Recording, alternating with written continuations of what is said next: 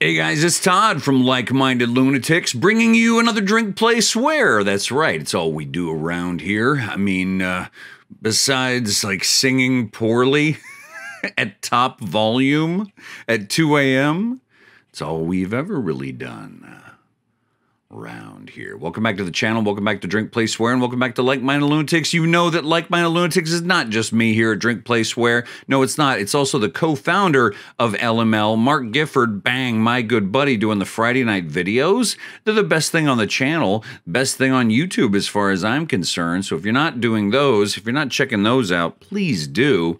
And bang, while I'm asking you to do stuff, please hit that subscribe button so we can see how big this family of like-minded weirdos, degenerates, runaways, and ne'er-do-wells is getting. It gets bigger every day. Thank you for that.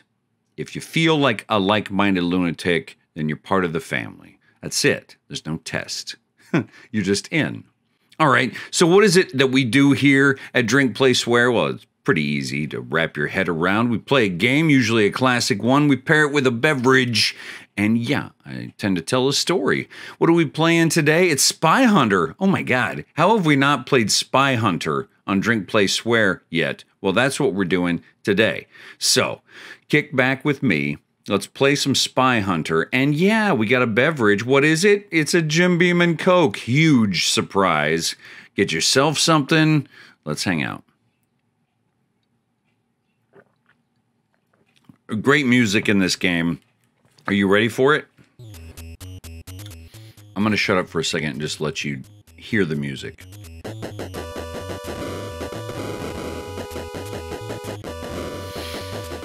I mean, it's almost magical, isn't it? All right, what are we getting into with the story today?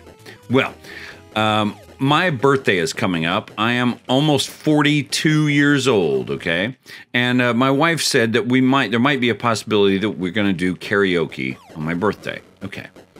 Now, I am not a good singer, but I am an enthusiastic singer, especially if I've had a few beverages. And so I was excited the moment she mentioned that. And yeah, it got me thinking about karaoke memories from the past, and I thought we would talk karaoke today. So I have a lot of great karaoke memories. One of them is going to Vegas with my college buddies, the old Texas Lutheran guys. Shout out to the Bulldogs. But I also have a great memory of going to one LML Mark Gifford's house and hanging out for a game night, and he had a great like rock band set up in his living room with the full drum kit and 2 guitars and you know, ooh, look at that. Let me shut up. Sorry, I love the music. And the microphone. And I got up to sing, and Mark, I don't know if you know this, we've talked about it on the channel a little bit, but he's a great cook, okay? And he had smoked a brisket for us for this party. And this like dude get together, we're gonna play video games all night. It was great.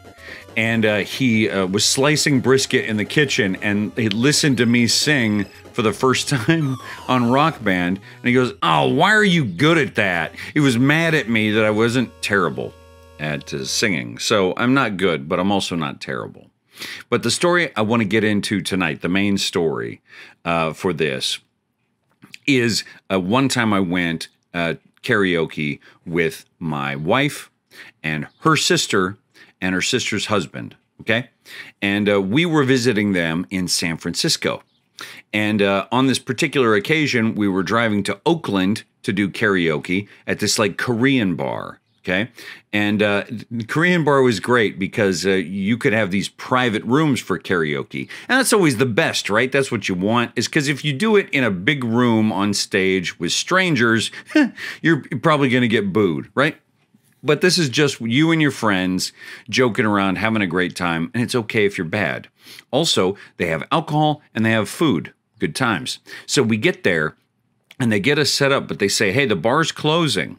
Okay, so and your kitchen is closing. So order what you want now. Take it to your private room that like kind of seats 12 if you want, like a small room, right? Medium-sized room, I guess. But get what you want, and then you're done. So I get like 12 tall boys, right, for the group, and I'm carrying them. They're like Korean Bud Lights. Like I can't read them, but the label looks like a Bud Light. And I carry them into the room. And then we get like a tray of food, appetizers like egg rolls and corn fritters and whatever. So we go into the room and we start singing.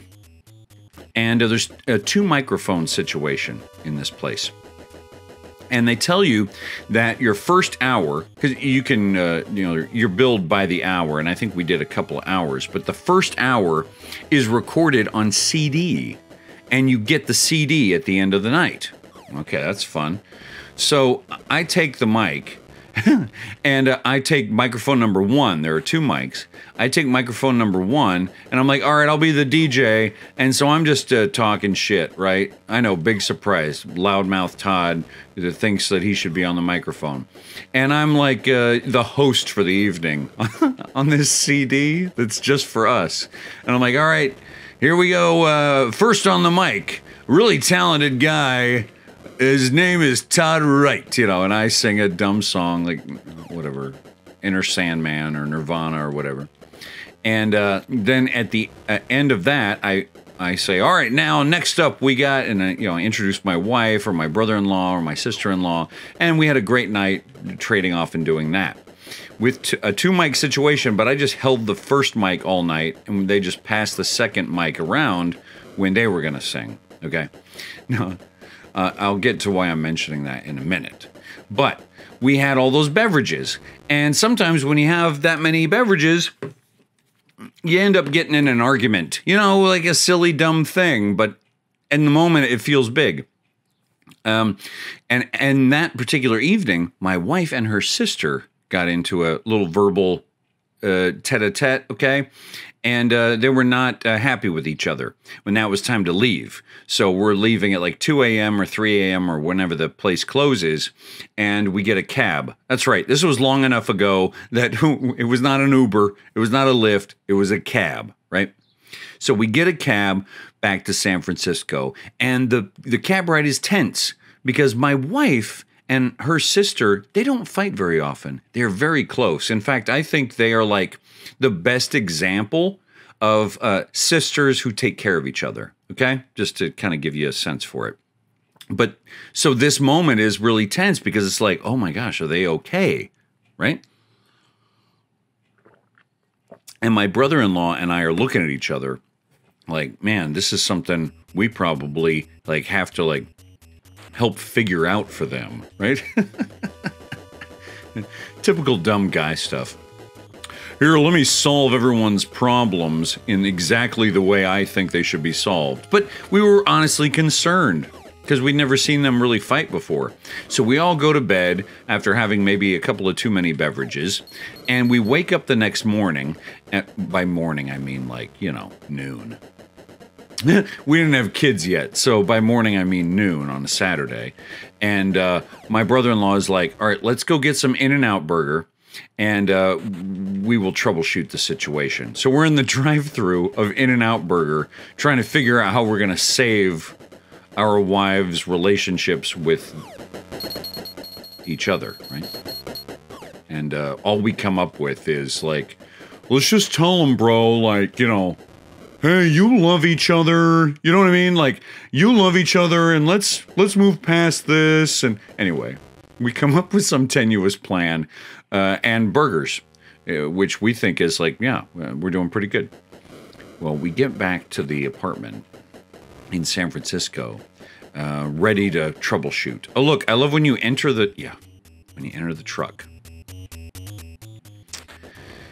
Now, how do I use the thing? Oh yeah, look at that smoke screen, baby. I'm cruising now. So we get back to the place, and we're ready to like save their relationship, right? Well, come to find out that my wife and her sister are laying in bed together and giggling. I'm like, this is surprising. And we get to the bedroom with burgers, and we're like, you guys okay? Right? And they're like, yeah, we're fine. It came to be that they were like, yeah, we're sisters who love each other. Sometimes we fight. We're fine, dude. Chill, fucking chill. We're okay. And everything was all right. But the reason they were giggling was that they had the CD from the night before. And what's funny is the CD itself did record our terrible karaoke performances, but for some reason, the second mic audio did not record to the CD. So the whole CD is just me talking and singing. And occasionally I go, and now up to the stage. And then it will just be the guitar performance of the band without a vocal. And then me terribly talking. And I like to think that my bad singing and awful narration, emceeing that is, was a part of the reason why my wife and her sister ended up okay the next morning. All right, I think that's all we got today. Spy Hunter is one of the greatest, most memorable games of all time. If you haven't played it in a while, you should check it out. And I have a lot of beverage, so you're going to have to give me a minute here, okay? But in between now and the next time I talk to you, I'm Toddy McBad Singer, who's about to be 42. Ooh.